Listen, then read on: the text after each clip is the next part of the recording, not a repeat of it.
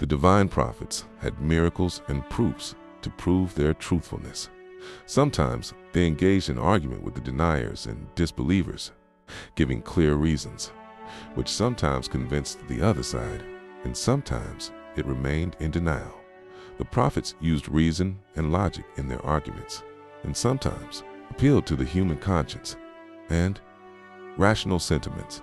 The prophets, as stated in the selected verses, used different methods of persuasion, depending on which method was most effective in each case. They said, "We worship idols, and we keep on attending to them," he said.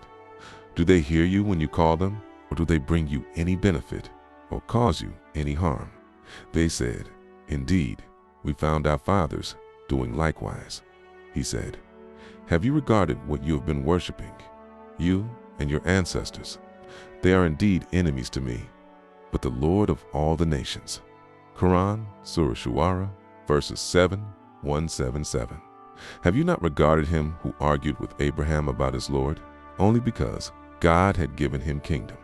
When Abraham said, "My Lord is he who gives life and brings death," he replied, "I too give life and bring death." Abraham said, "God indeed brings the sun from the east. Now you bring it from the west."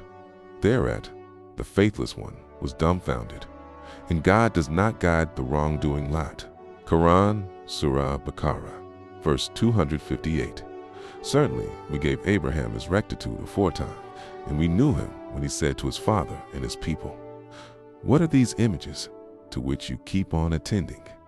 They said, "We found our fathers worshiping them." He said, "Certainly you and your fathers have been in plain error." They said, "Are you telling the truth? Or are you just kidding?" He said, "Your Lord is indeed the Lord of the heavens and the earth, who originated them, and I bear witness to this. By God, I will devise a stratagem against your idols after you have gone away." So we broke them into pieces, all except the biggest of them, so that they might come back to it. They said, "Whoever has done this to our gods, he is indeed a wrongdoer." They said, "We heard a young man speaking ill of them. He is called Abraham." They said, "Bring him before the people's eyes, so that they may bear witness against him." They said, "Was it you who did this to our gods, O Abraham?" He said, "No, it was this biggest one of them who did it. Ask them if they can speak." Thereat, they came to themselves and said to one another, "It is you, indeed, who are the wrongdoers." Then they hung their heads.